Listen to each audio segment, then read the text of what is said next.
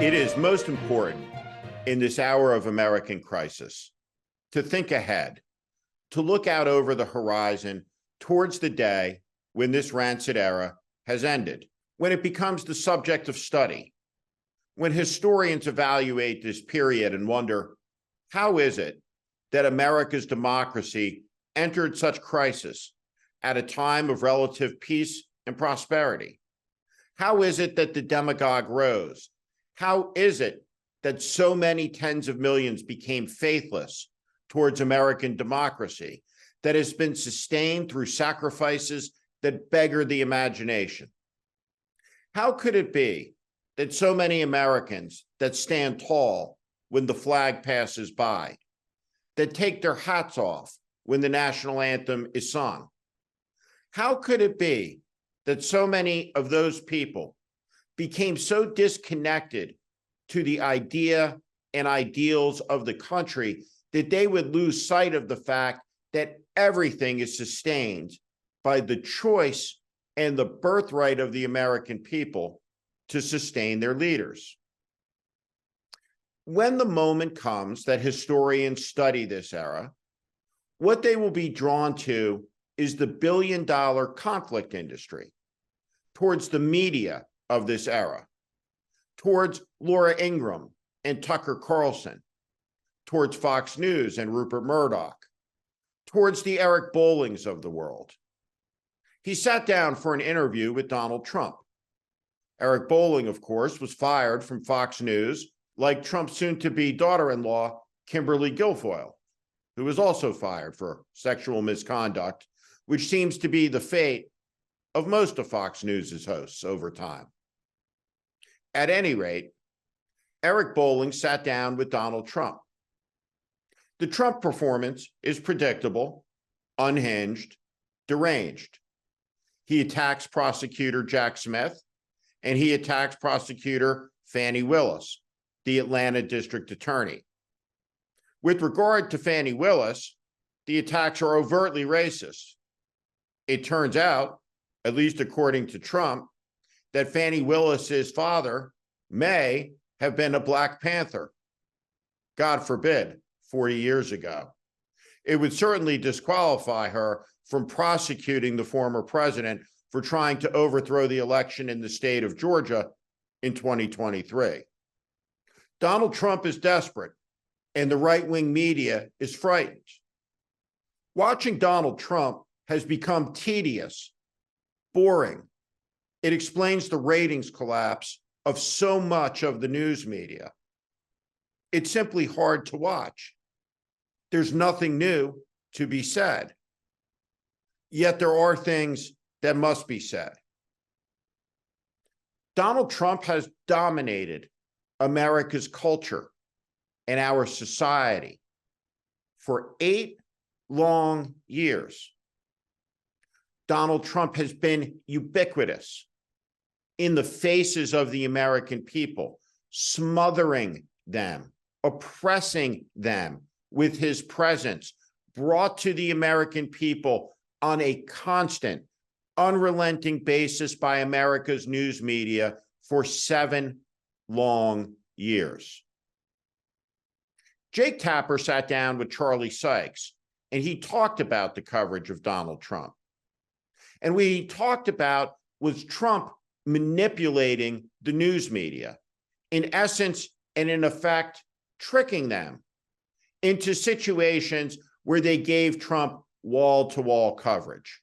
A specific example was the instance when Donald Trump called a news conference to hold forth on the question of Barack Obama's birth certificate. The media kept the cameras on his empty podium for hours as they speculated what it is that he might say.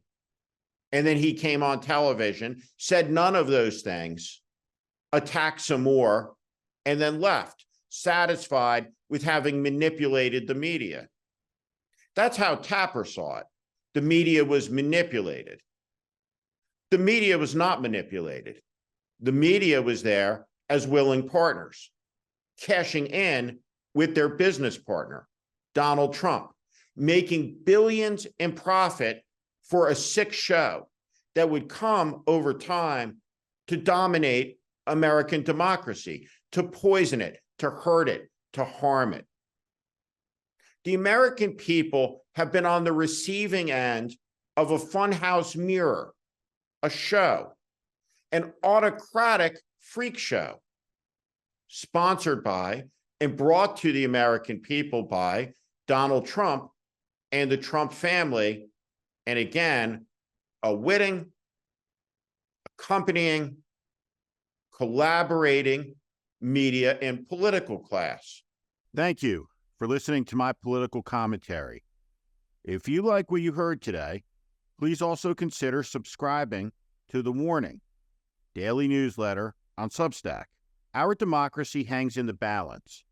The 2024 presidential election is the most consequential in America's history. It's not hyperbole, it's a fact. That is why the mission of The Warning with Steve Schmidt is to help readers orient to the currents that are shaping our times and the unseen forces driving politics that are very rarely discussed on cable news. Please sign up at Steve Schmidt, SteveSchmidt.substack.com, or at the link in the show notes section below. Thank you to each and every one of you for listening and watching. This crisis has been brought upon the country by Donald Trump. He will not relent, and he will not step back. He believes, and not without justification, that he has enough votes inside the Republican Party's primary process that he cannot be defeated. And he further believes that he can beat Joe Biden in a close election. Donald Trump rightly looks at Joe Biden and thinks that Hillary Clinton was a very, very tough candidate. He doesn't accept the premise that Biden is unbeatable, that is foisted upon the American people by the national media. He understands that what is highly likely to happen is that he will be in a three-person race, not a two-person race. Donald Trump seems to understand that nobody in the Democratic Party will get to make a decision or have a vote on the question of what it is that No Labels decides to do. Donald Trump, on this singular question, oddly enough, seems to be the person most connected to reality in the race. Everybody else is saying he can't win. But Donald Trump remembers he heard that before. Even Donald Trump was once convinced that he couldn't win, that he couldn't beat Hillary Clinton, until he did. And here's the thing. Donald Trump will never be convinced again that he can't win again. Donald Trump understands that winning is his only pathway to avoid spending probably the rest of his natural life in a federal prison or in home detention. Donald Trump must win so he can pardon himself.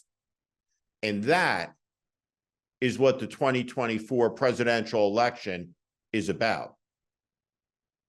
The American people have a choice to make, and there is no other group anywhere on earth that can make or influence that choice. We, the people of the United States, must decide. There are no John Adams or Thomas Jeffersons or Frederick Douglasses or Martin Luther Kings here to tell us what we should do. All that is left are their words, the examples of their integrity and of their character. All that is left is their heroism. That is what should guide us. We honor heroes, not cowards in America. But it is also not the case that you can say, that cowardice doesn't pay. Cowardice has paid handsomely in the Trump era. This crisis has been brought upon the American people against their will. They had no vote in the matter. In fact, the vote they made was one that fired Donald Trump. His refusal to leave, his refusal to go, and the greed and the selfishness of an economy that sustains this madness has to be brought to its knees. It must be brought to its end. The country is in crisis because of it.